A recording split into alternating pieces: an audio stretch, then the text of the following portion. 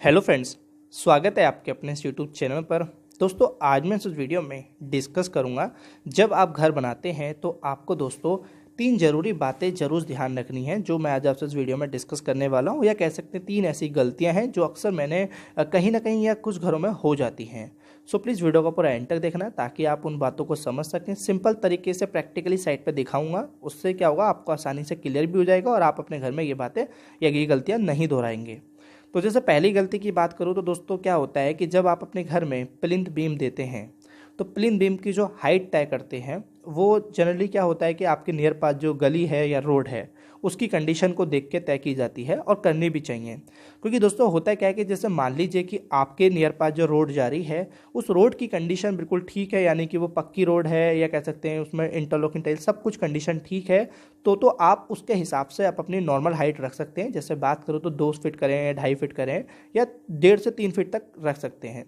लेकिन दोस्तों होता क्या है कि मान लीजिए कि आपकी जो रोड है वो अभी कच्ची रोड है, उसको अभी बनने में समय है, तो इन फ्यूचर सोच के चलिए कि वो कल को जब बनेगी तो उसकी हाइट भी अप होगी यानी उठेगी। तो ऐसा नहीं हो कि आपने 1.5 फीट रख दी उसकी प्लिंथ बीम की हाइट और कल को वो जब बढ़ती है हाइट उसकी उठती है रोड की तो आपका घर डाउन हो जाएगा, तो पानी वानी भी आ सकता है बारिश का। तो ये चीज़ ध्यान रखें।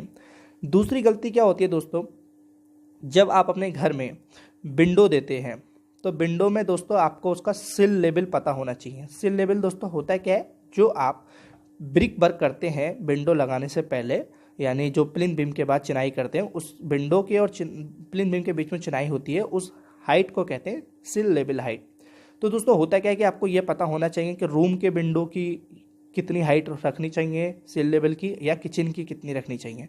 तो रूम की बात करो तो दोस्तों आपको 3 फीट तो रखनी ही रखनी है, ठीक है। इससे क्या होगा दोस्तों, आप इनकेस मान लीजिए कहीं सोफ़ा लगाते हैं या टेबल वगैरह रखते हैं तो आसानी से खुल जाए। ऐसा नहीं हो कि आप उससे कम रख दें तो दिक्कत हो सकती है।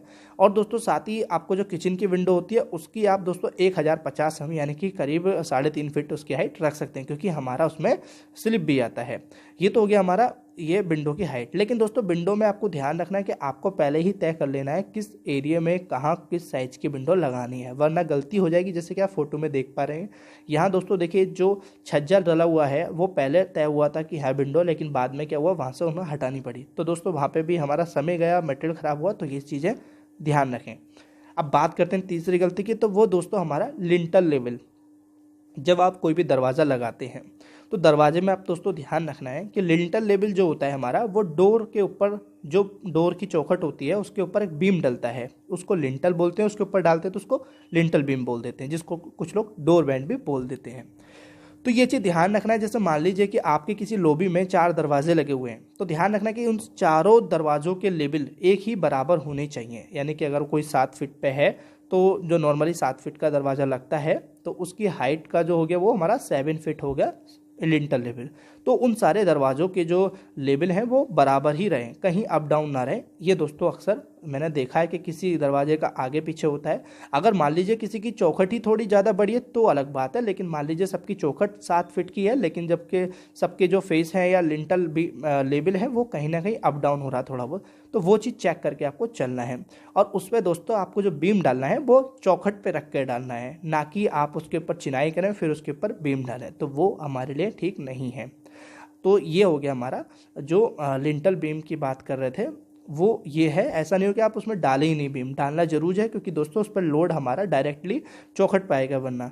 तो दोस्तों ये कुछ 3 ज़रूरी बातें थी जो अक्सर मैंने कुछ घरों में गलतियां होती देखी हैं, तो आप इनको मद्देनज़र रख के ही काम कराएं। आई होप आपको ये हेल्पफुल रहा होगा। इनके अगर कोई डाउट हो तो कमेंट में टाइप कर देना। वीडियो को लाइक करें, चैनल सब्सक्राइब नहीं किया तो सब्सक्राइब भी कर सकते हैं।